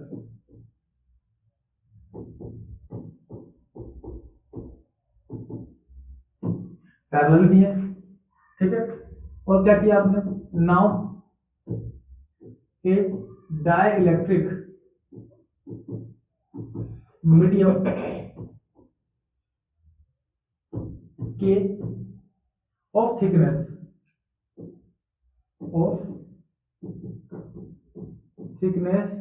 T be filled between plates, then electric field कितना होगा, तो number 1 electric field in air. अब दो मीडियम, एयर भी यहाँ पर है, डाइलेक्ट्रिक भी रखा हुआ है, तो दोनों में अलग अलग इलेक्ट्रिक फील्ड अपने को लेनी पड़ेगी। तो एयर में जो इलेक्ट्रिक फील्ड होगा हमारा वो होगा सिग्मा अपॉन एप्सिलॉन नॉट, ठीक है, क्योंकि यहाँ पर एयर के लिए डाइलेक्ट्रिक मीडियम 1 होता है। Now here electric field in dielectric के, तो यहाँ पर के की वैल्यू 1 तो नहीं है, तो ये होगा सिग्मा बाय के एप्सिलॉन नॉट। दोनों की जगह सिग्मा की वैल्यू रखते हैं, तो सिग्मा है Q अपॉन A, ओके, और यहाँ पर भी सिग्मा कितना है, Q अपॉन A, ये A K एप्सिलॉन नॉट, ये इलेक्ट्रिक फील्ड हमको मिलेगी। ठीक है, अब पोटेंशियल डिफरेंस निकालते हैं इसका। तो पोटेंशियल डिफरेंस वो होगा V equal to electric field in air into thickness of air. अब एयर कितनी बच गई, D minus T, T thickness का आपने डाइलेक्ट्रिक उसमें डाल दिया है, और E in K into thickness, तो V is equal to E in air Q upon A into epsilon naught, और ये होगा D माइनस टी प्लस ये वाली फील्ड कितना है, Q upon A into K epsilon naught into T. अब potential V is equal to Q by A into epsilon naught, ये तो कॉमन आ रहा है दोनों में से, इसे तो हम बाहर निकाल लें, और यहाँ बचता है D minus T plus T by K, ये वैल्यू बच रहा है, ये आ गया पोटेंशियल। तो कैपेसिटेंस कितना है, तो हमने अभी भी लिया था, if C be the capacitance of capacitor, then C is equal to Q upon V, रख दो वैल्यू वोल्टेज, तो C is equal to Q divided by Q by A into epsilon naught into D minus T plus T by K, Q से Q cancel, so C is equal to A into epsilon naught, और divide में बच रहा आपके पास T minus T plus T by K, ये value आपके पास बचती है, और यही आपके पैरेलल प्लेट कैपेसिटर का कैपेसिटेंस है। चाहो तो आप यहाँ से T कॉमन भी ले सकते हैं, लेकिन सफिशिएंट है, यहीं पर हमारा आंसर खत्म हो जाता है। दो प्लेटों के बीच जब हम डाइलेक्ट्रिक मीडियम डालते हैं तो हमारा जो कैपेसिटेंस हमको मिलता है वो इतना मिलेगा। अब इसके फैक्टर्स आप लिख सकते हैं, एरिया ऑफ प्लेट पर डिपेंड करता है कैपेसिटेंस, डाइलेक्ट्रिक मीडियम के ऊपर डिपेंड करता है, और जितनी थिकनेस का आप डाइलेक्ट्रिक डालेंगे उसके ऊपर भी वो डिपेंड करता है। Is it clear? तो ये फैक्टर आप यहाँ से लिख सकते हैं, जो हमने पिछले वाले डेरिवेशन में लिखे हैं सेम भी आप यहाँ पे लिख सकते हैं। ओके बच्चों, चलिए बढ़ते हैं अगले क्वेश्चन की ओर, और यहाँ पर आपको आया है एक न्यूमेरिकल 2024 में इसको पूछा गया है। यहाँ से न्यूमेरिकल्स भी आ सकता है। देखिए 2 पॉइंट चार्ज, दोनों की वैल्यू कितनी है, एक है QA 2 माइक्रोकूलम, दूसरा है QB -2 microcoulomb, located at 40 centimetre, दोनों के बीच का डिस्टेंस है 40 centimetre, apart in vacuum, find the intensity of electric field at the mid point of the line joining, इन दोनों के मिड पॉइंट पर आपको फील्ड फाइंड करनी है ना, ये +2 यहाँ पर -2 यहाँ पर, अब मिड पॉइंट में सेंटर में कोई पॉइंट होगा वो, तो यहाँ से ये डिस्टेंस कितना, टोटल था 40 सेंटीमीटर, तो आधा कर लो, 40/2 इज इक्वल टू आपको मिलेगा 20 सेंटीमीटर, और सेंटीमीटर को कन्वर्ट करो मीटर में, तो 20 × 10⁻⁻2 मीटर, ये मिल गया। इनको भी देखो कन्वर्ट करो इन्हें भी, तो ये हो जाएगा आपका 2 × 10⁻6 कूलम, माइक्रो से कूलम में जाने का रिलेशन है, और ये -2 × 10⁻6 कूलम। ओके, अब इन दोनों के बीच ओ पॉइंट जो आपको दिख रहा है, ये आर कैसे मिलेगा हमको, ये मिल गया था। अच्छा यहाँ पर क्यों ले हम इसको, ये हम यहाँ लिखना गलत हो जाएगा, आर इक्वल टू तो कितना है 40 सेंटीमीटर, इसको यहाँ से मिटाते हैं। चलो फिलहाल मान लो कि QA चार्ज है इतने कूलम का और QB चार्ज है इतने कूलम का, दोनों के बीच इतना डिस्टेंस है, ये +2 यहाँ पर -2 यहाँ पर, और आपको मिड पॉइंट पे जाना है, ये सेंटर वाले, तो ये डिस्टेंस हमने मान लिया कितना है वो x, तो x equal to mid point मतलब हाफ, तो रेडियस का हाफ, कि 40/2 इज इक्वल टू 20 सेंटीमीटर, और कन्वर्ट करेंगे इसको तो 20 इंटू 10⁻⁻² मीटर, ये आ गया डिस्टेंस। आप यहां से इधर जाए या यहां से इधर आए, ठीक है, कितनी इलेक्ट्रिक फील्ड मिलेगी हमको, तो उसका मैग्नीट्यूड फाइंड करना है। तो मैग्नीट्यूड फाइंड करने के लिए फॉर्मूला है आपका k into Q upon R का स्क्वायर। ओके, आर यहाँ पर कौन है, आपके चार्ज से उस पॉइंट की डिस्टेंस जहां पर आपको फील्ड फाइंड करनी है, और यहाँ पर हमने वो x कंसीडर किया है, तो हम इसको x ले लेते हैं, ये है वो डिस्टेंस x का स्क्वायर। तो रख दो value, t is equal to k, k है 9 इंटू 10⁻⁹ और q है चार्ज, चार्ज कोई भी एक ले लो, आपको पॉजिटिव साइन ही लेना है, 2 इंटू 10⁻⁻6 डिवाइड बाय x का स्क्वायर, तो ये है 20 इंटू 10⁻⁻² मीटर। या कैंसिल कर दो, तो 2 से 2 कैंसिल, 10 बच रहा है, और कुछ होने का छोड़ दो, 10 - 2 और 10+1, तो माइनस का 1 बचा, ऊपर गया तो माइनस के नहीं, ये माइनस वाला ऊपर जाएगा तो प्लस हो जाएगा, तो यहाँ इन दोनों में से बचा 10⁻⁻1 और ऊपर जाएगी तो इसमें मिला दो, 10⁻10 हो गया, 10 और माइनस की 6, कितना बच रही है आपके पास, जो नंबर तो केवल 9 ही बचा है, 10 में से 6 जाएंगे तो बचेगा आपके पास 10⁻⁻4, और इसका यूनिट है न्यूटन पर coulomb. That is the net electric field intensity. इतना सा काम करना था, 4 नंबर आपको मिल रहे हैं, मतलब आपको 1 या 2 न्यूमेरिकल तो फिक्स है, वो देगा ही देगा। इतना सिंपल न्यूमेरिकल से एक बार में अगर आप 2-3 स्टेप में सोच समझ के अगर सॉल्व कर लेते हैं, तो आपको इतना बड़ा डेरिवेशन लिखने की बजाय 4 नंबर का एक छोटा न्यूमेरिकल पूरे नंबर देकर जाएगा आपको। ठीक है बच्चों, क्लियर है? 2024 में ही पूछा गया क्वेश्चन था। चलिए नेक्स्ट, ये भी एक न्यूमेरिकल है, इसको भी 24 इसी के और में पूछा गया है।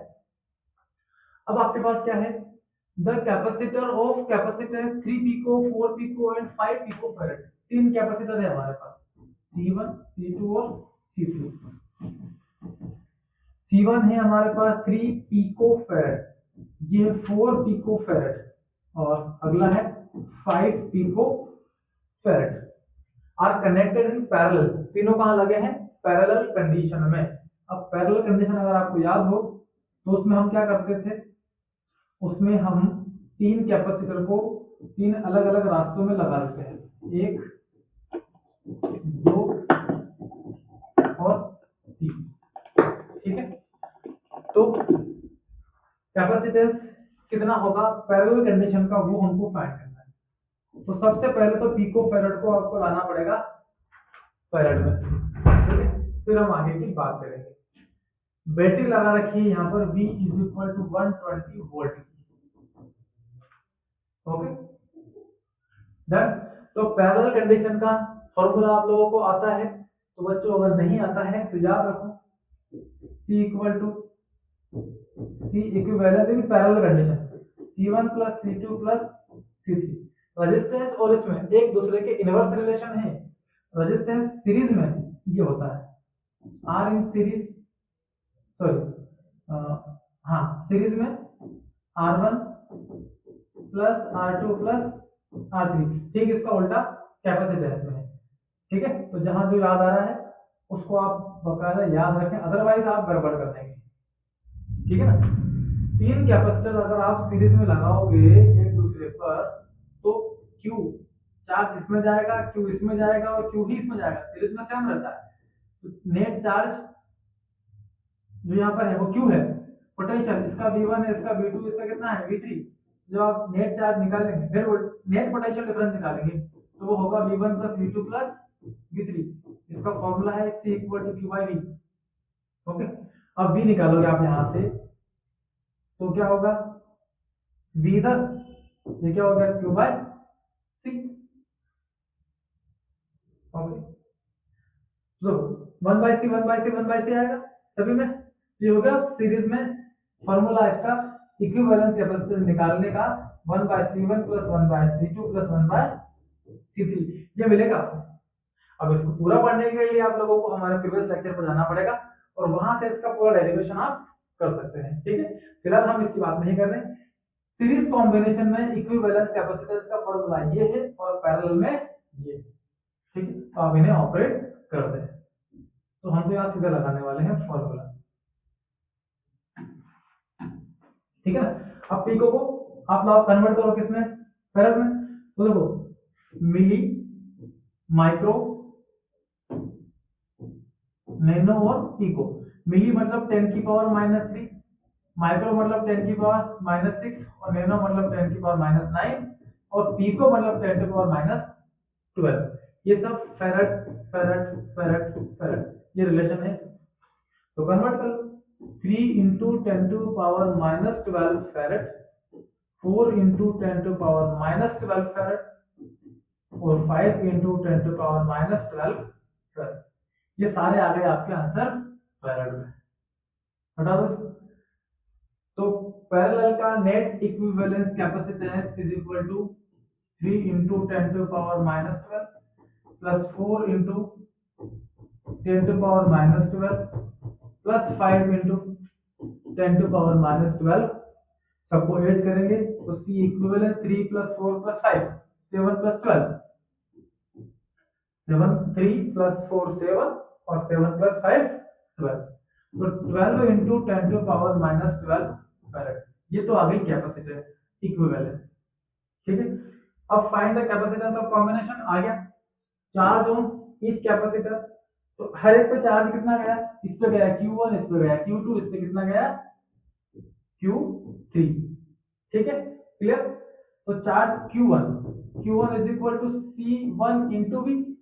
पैरेलल कॉम्बिनेशन में पोटेंशियल V सेम रहता है, सीरीज में बदल जाता है।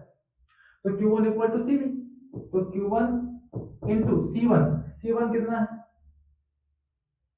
C1 हमारे पास है ये रहा 3 into 10 to power -12 फैराड और पोटेंशियल है आपके पास 120 वोल्ट। तो मल्टीप्लाई कर लो इन दोनों का। सो Q1 इज इक्वल टू 4 3 जा 36 और 10 की पावर -11 कूलम। ये Q1 चार्ज आ गया आपके। Q2 charge, so Q2 is equal to C2 into V। So Q2 is equal to C2 है 4 into 10 to power -12 into 120 volt. So Q3 is equal to multiply करेंगे तो 48 10 to power -12। इसी तरह से Q4 sorry Q3, अभी तो हमने Q2 निकाला है यहाँ से इस कैपेसिटर के लिए, Q3 निकालेंगे तो Q3 इज इक्वल टू हो जाएगा 5 into 10 to power -12 into 120 और ये हो जाएगा 5 12 जा 60 into 10 to power -11। ये किसमें से हट जाएगा। एक और कम कर सकते हैं आप, जो Q3 चार्ज आपको मिलेंगे वो Q3 चार्ज हमें यहाँ मिलेंगे 6 into 10 to power -10 कूलम। ये Q1 Q2 और Q3 तीनों चार्ज तीनों कैपेसिटर पर कंप्लीट हो जाते हैं। चलिए क्लियर है आपको ये। तो आते हैं नेक्स्ट क्वेश्चन पर। What is an electric potential, deduct an expression for the potential due two point charge. Okay, एक पॉइंट चार्ज है आपके पास, उससे r डिस्टेंस पर जाना है, किसी भी एक पॉइंट पर आपको पोटेंशियल फाइंड करना है। तो पहले तो बात करें हम पोटेंशियल क्या है। सो पोटेंशियल आपका है electric potential at a point is defined as work done. इसको एक्सप्लेन करता है ये वर्क डन को, कहां से, in bringing a unit positive charge. एक यूनिट पॉजिटिव टेस्ट चार्ज है हमारे पास जो किसी एक लोकेशन से उठाकर ला रहे हैं हम किसी दूसरी location, from infinity to that point against the electric field. Electric field के अगेंस्ट, मान लो ये पॉइंट चार्ज यहाँ पर रखा है, यहाँ से इंफिनिटी में कोई पॉइंट है, यहां से उठाकर हम इसको लेके आ रहे हैं यहाँ। तो इंफिनिटी से किसी लोकेशन तक लाने का जो नेटवर्क है किसी टेस्ट चार्ज पर, वो वर्क ही आपका क्या कहलाता है, पोटेंशियल कहलाता है। ठीक है, तो इसका डेरिवेशनल फॉर्मूला आप लोगों को फाइंड करना पड़ेगा।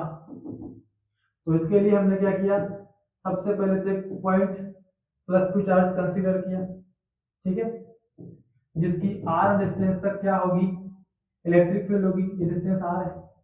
अब यहां से इंफिनिटी में कोई एक पॉइंट P होगा जहां पर आपका टेस्ट चार्ज रखा है। अब यहां तक तो इसकी फील्ड है, आपको इस इंफिनिटी से इस फील्ड तक आपके इस टेस्ट चार्ज Q नोट को उठाकर लाना है यहां पर। तो फिलहाल आप मान लें कि प्लस Q से इसकी जो डिस्टेंस है वो x है। तो पोटेंशियल कितना, क्या लिखेंगे, let a point charge plus Q be placed at point O, the electric field of this charge is at distance r, and now take a point in infinity where the, हमने क्या किया, एक test charge infinity में consider किया है, उसको यहां ला रहे हैं हम, इस पर नेटवर्क हमको करना है। देन तो वो कहां रखा है, x डिस्टेंस पर। तो सोचो एक प्लस यहां पर रखा है, एक यहां रखा है, दोनों के बीच में लगेगी एक force. So now according to Coulomb's law, force on charge F is equal to 1 by 4 pi, अच्छा 1 by 4 pi से हम डायरेक्ट k लिख लेते हैं, बार बार लिखने का काम नहीं पड़ेगा। ये हो जाएगा k into Q1 Q2, Q1 कौन है Q, Q2 कौन है Q नॉट, तो Q1 Q2 divide by distance का स्क्वायर, ये तो बन गया इक्वेशन फर्स्ट। जब चार्ज आपका इस पॉइंट से x डिस्टेंस पर यहां रखा है तब फोर्स उस पर इतनी लगेगी। अब इस फोर्स के अगेंस्ट, फोर्स क्या करेगा इसको, ये इलेक्ट्रोस्टैटिक फोर्स इसको रिपेल कर रहा है, इसके अगेंस्ट हम इसको खींचकर इधर लाएंगे, लेकिन ऐसे लाएंगे कि इसकी काइनेटिक एनर्जी में चेंज ना हो, इसमें कोई भी एक्सीलरेशन क्रिएट ना, वेलोसिटी कांस्टेंट होना चाहिए। तो हम यहां से छोटे छोटे पॉइंट में वर्क करते हुए लाएंगे, मान लो यहां से लेकर हम यहां तक लेके आए और यहां तक लाने में हमने dx डिस्प्लेसमेंट कर लिया, तो छोटा सा वर्क डन हो चुका है। So the small amount of work done on charge वो होगा dw is equal to force into displacement, okay. और अगेंस्ट इलेक्ट्रोस्टैटिक आप वर्क कर रहे हो, इसलिए इसमें साइन माइनस हम लगा देते हैं। तो dw is equal to minus, और ये formula k into Q naught by X square into dx, ये स्मॉल अमाउंट वर्क हमने कर लिया। अब ऐसे छोटे छोटे छोटे टुकड़ों में वर्क करते हुए आपको इंफिनिटी से r तक लेकर आना है, इंफिनिटी से r तक। तो सारे छोटे छोटे पार्ट को हम ऐड कर लेंगे, और ऐड करने के लिए हम जाएंगे इंटीग्रेशन पर। So net work done from infinity to r, net work done from infinity to r, integration dw is equal to integration of, minus तो बाहर कर लें आप, और ये होगा k into Q naught divide by X square dx, जो constant से बाहर निकाल लो, इधर तो खत्म हो गया, बचा w, कहां से ला रहा हूं, वो लिमिट लगाओ इसके ऊपर। 0 वर्क जब हो रहा था तब चार्ज आपका इंफिनिटी पे था, जब आप w वर्क कर लेते हैं तो चार्ज आता है कहां पर, r पर। तो इंफिनिटी से r तक लाने का नेट वर्क अपने को निकालना है। तो इंटीग्रेशन डिफरेंशियल खत्म, ये क्या आ गया, ओनली w, और लिमिट 0 टू w, ये माइनस। अब कांस्टेंट यहाँ पर आपका है k है, q है और q नॉट है, इंटीग्रेशन के अंदर रह जाएगा इंफिनिटी टू r, और x स्क्वायर डिवाइड में है, उठा के ऊपर लाओ, x पावर माइनस 2 dx, इधर अपर माइनस लोअर करेंगे तो क्या बचेगा, only w, upper limit minus lower limit, तो minus k into Q naught, इसका इंटीग्रेशन करते हैं बच्चों हम, तो वो होगा -2 में +1 करके डिवाइड में -2 +1 आपको करना है, और लिमिट अपनी जगह। ये रूल है इंटीग्रेशन का, जिसको नहीं पता है वो इंटीग्रेशन के पार्ट में जाए और पहले इंटीग्रेशन को पढ़े। ये माइनस का 1 बचा यहाँ पर, ये माइनस बाहर आया तो इसको प्लस कर दिया इसने, तो k इंटू क्यू नॉट, और यहाँ पर बची पावर x पावर -1 बच रही है, तो -1 पावर को मैं लिख सकता हूं 1/x और लिमिट इंफिनिटी टू r। तो this work is equal to k into Q, Q naught. अब x की जगह बारी बारी से अपर लिमिट माइनस आप रख दो लोअर लिमिट। तो एक बार x की जगह अपर लिमिट r, फिर लोअर लिमिट इंफिनिटी, और 1 बाय इंफिनिटी क्या होता है 0। So work done is equal to k q Q naught और 1 बाय r माइनस 0। बचा आपके पास क्या, अब यहां से साथ ही में क्यू नॉट को कहां ला रहा हूं डिवाइड में, is equal to k into Q और बाय क्या आ गया r। अब देखिए इसको, work done on unit charge infinity से r डिस्टेंस तक, तो यही क्या होगी आपकी पोटेंशियल। तो k q by r, this is the potential due two point charge. Clear. तो आपको चार्ज लेना है, इंफिनिटी डिस्टेंस लेनी है और यहां से उठा के इधर लाना है। Work done is equal to force into displacement करना है, फोर्स की वैल्यू रखनी है और फिर इंटीग्रेशन करके इसको सॉल्व कर लेना है, तो पोटेंशियल आपको मिल जाएगी। बहुत इजी डेरिवेशन है ये, 2021 में पूछा भी गया है। चलिए नेक्स्ट लेते हैं अगला question. Obtain an expression for equivalence capacitance of capacitor in series component. देखिए वो डेरिवेशन आ भी गए जो भी हम बात कर रहे थे, 2021 में आया और 2019 में भी इसको पूछा गया। यहां पूछा है series and parallel combination of condenser with circuit diagram. Circuit diagram भी आपको बनाने हैं। Obtain expression for equivalent capacitance both type of combination, दोनों कॉम्बिनेशन के लिए आपको डेरिवेशन बनाने हैं। तो पहले बात करते हैं सीरीज की। सीरीज क्या होता है, सीरीज का मतलब होता है कि जब एक कैपेसिटर की दूसरी प्लेट को हम अगले वाले की पहली प्लेट से कनेक्ट करते हैं। ये एक कैपेसिटर, इसका सेकंड प्लेट अगले वाले की फर्स्ट प्लेट से हमने कनेक्ट किया है, ठीक है, और इसके आगे हमने एको लगा दिया, 3 कैपेसिटर लगा दिए हमने। हर प्लेट की सेकंड प्लेट को अगले वाले की पहली प्लेट से जोड़ते जाओ। तो ये जो कॉम्बिनेशन यहाँ पर होगा हमारा, ये सीरीज कॉम्बिनेशन होता है। इसका कैपेसिटेंस हमने माना C1, इसका C2 और इसका कितना है C3, क्योंकि कैपेसिटेंस डायमेंशन के ऊपर डिपेंड करता है। अब देखिए ये सीरीज कॉम्बिनेशन में, तो जो चार्ज हम यहाँ से सप्लाई करेंगे वही चार्ज इसको मिलेगा, वही चार्ज इसको भी मिलेगा। तो सीरीज में याद रखो, इन सीरीज Q क्या रहता है, सेम रहता है। C मतलब कैपेसिटेंस क्या रहेगा, डिफरेंट, और जो पोटेंशियल डिफरेंस है वो भी क्या होगा यहाँ पर, डिफरेंट होगा। C difference V difference different, okay. लेकिन Q सभी के लिए कैसा रहता है, सेम रहता है। डन। तो इसका डेरिवेशन हम लोग प्रूफ करते हैं यहाँ से। तो मान लीजिए इसका पोटेंशियल V1 है, इसका V2 है, इसका कितना है V3 है। तो दो टर्मिनल लेते हैं A और B। तो इन A और B टर्मिनल के बीच नेट पोटेंशियल डिफरेंस कितना, सबको जोड़ लो, ओके। तो net potential difference between A and B वो होगा V equal to V1 plus V2 plus V3, okay. ये बन गया आपका इक्वेशन फर्स्ट। अगर हम इफ C1 एंड C1 को मिटा दो यार एक बार, C1, C2 and C3 are capacitors of capacitor. तीनों के अलग अलग हमारे C1, C2, C3 कैपेसिटेंस है, अलग अलग कैपेसिटर के। तो इनकी पोटेंशियल डिफरेंस कितनी होगी, इंडिविजुअली की बात कर रहे हैं। सो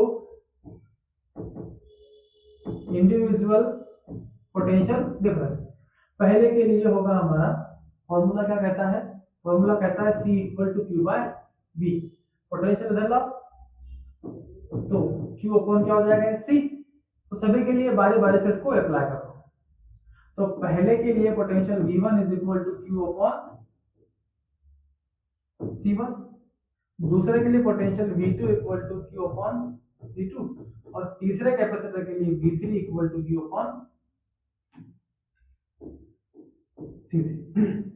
तीनों वैल्यू कहाँ रखनी है हमको, इक्वेशन नंबर फर्स्ट के अंदर। ओके, रख देते हैं। So by first equation V equal to Q upon C1 plus Q upon C2 plus Q upon C3।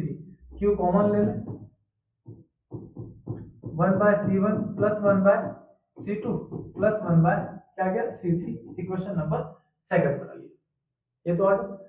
आपके पास तीन कैपेसिटर थे ऐसे, अगर तीनों का मिलाकर इक्विवेलेंस कैपेसिटेंस हम C कंसीडर कर लें, मतलब तीनों को हटाते हुए केवल एक ही कैपेसिटर ले आए हम जिसकी कैपेसिटी इन तीनों कैपेसिटर के क्या हो, इक्वल हो। ओके, तो उसको हम बोलेंगे इसी कैपेसिटी इन तीनों के बराबर है, ये कहलाएगा equivalence capacitance. So if C B equivalence capacitance, then CE equivalence capacitance तो CE हो गया हमारा, लेकिन वोल्टेज इक्विवेलेंस का Q अपॉन क्या हो जाएगा CE, यहां रखो। So by second Q by CE is equal to Q into 1 by C1 1 by C2 और 1 बाय C3। Q से Q काट दो तो 1 by CE is equal to 1 by C1 plus 1 by C2 plus 1 by C3। ये आपको मिल जाएगा equivalence capacitance in series. ठीक है, क्लियर है। चलिए चलते हैं पैरेलल कॉम्बिनेशन की ओर। अब पैरेलल कॉम्बिनेशन में क्या है, ये थोड़ा सा अलग है सीरीज से। तो यहां पर तीन कैपेसिटर लेने हैं हमको, और तीन से ज्यादा भी ले सकते हो आप, पर मिनिमम तीन तो हम लोग को लेना ही पड़ेंगे।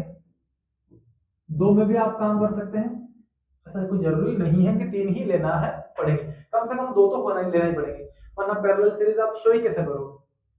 तो तीन कैपेसिटर है आपके पास, ओके, और तीनों का अलग है पैरेलल कॉम्बिनेशन में, जिनकी कैपेसिटेंस C1 C2 और C3 है।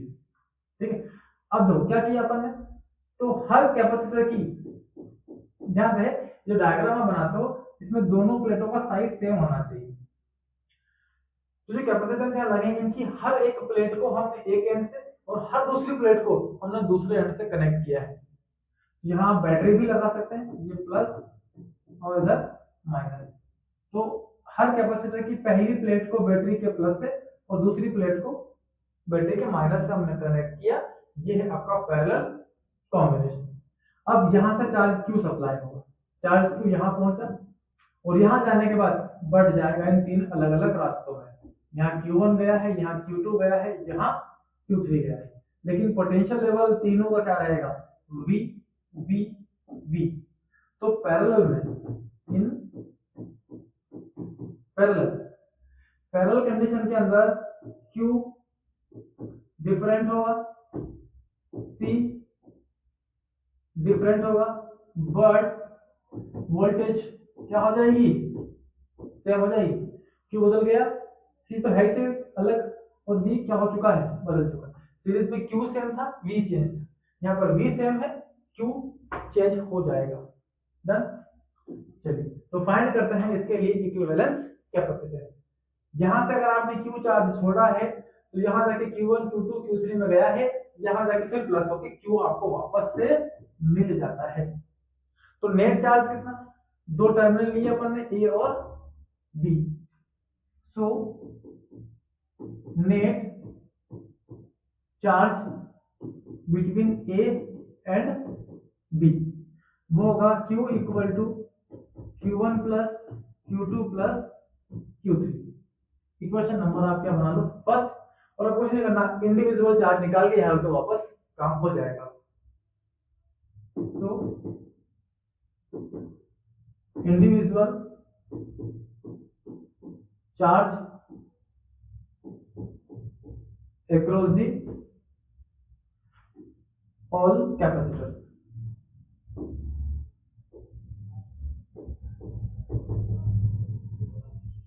वो होगा, फॉर्मूला है Q is equal to C। तो पहले के लिए Q1 इक्वल टू C1V, दूसरे के लिए Q2 इक्वल टू C2 भी, और तीसरे के लिए Q3 equal to C3 into B। ये रखते हैं बाय इक्वेशन फर्स्ट, रखते हैं value. So Q is equal to C1V plus C2V plus C3V, V common ले लो, बच रहा है C1 plus C2 plus C3। Okay, अब लेते हैं यहां से if CE be the equivalence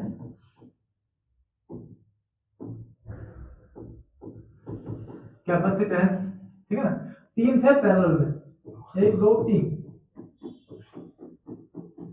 लेकिन इन तीनों का अगर हम इक्विवेलेंस कैपेसिटेंस लेकर केवल एक कैपेसिटर बनाएं जिसकी कैपेसिटी कितनी हो C, तो इनकी नेट कैपेसिटी इसके बराबर होगी।